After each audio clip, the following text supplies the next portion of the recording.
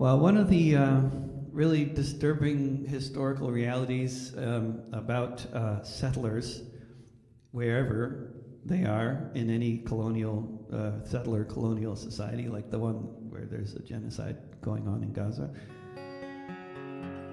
is that those settlers came as refugees. And that is a really uncomfortable reality that we all are stuck with in this world. And that's true of most all the white people on this continent. And it was certainly true of most of the people who came from Scotland.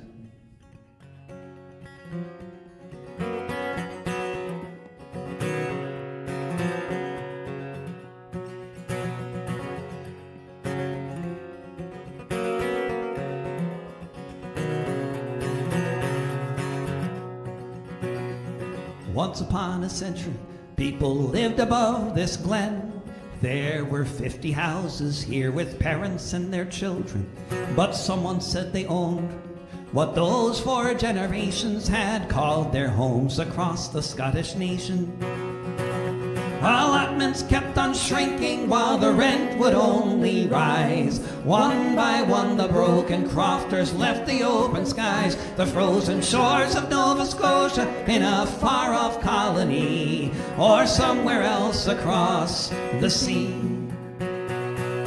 Once upon a century, from the ways of old, from something like the golden rule to the rule of gold, it's just the logic of the market. Supply and demand says to drive the people from the land. Instead of eerie silence reverberating all around among the gardeners and shepherds, you would hear the sound of the pipes and drums and choirs, of the songs that would be sung, of the stories that were told in the Gaelic tongue. Once upon a century, you'd never think it could to turn into a field what had been a neighborhood.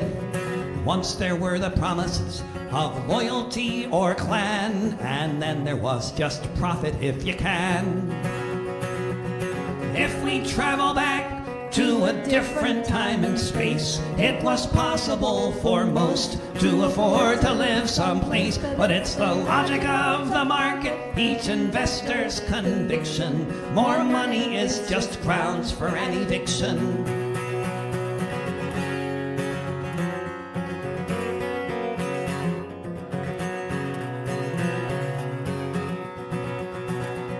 Once upon a century, they cleared the highlands for the sheep. Most folks did not resist as the rent became too steep. They packed their things and moved, scattered far and near. You'd never know that they once were here. Just for the whims of capital, the biggest profits for the banks, you fight a war for empire, and clearance is your thanks.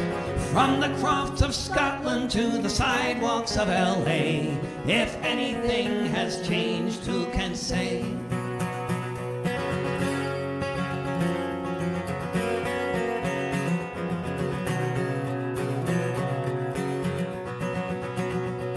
Once upon a century, people lived above this glen. There were 50 houses here with parents and their children.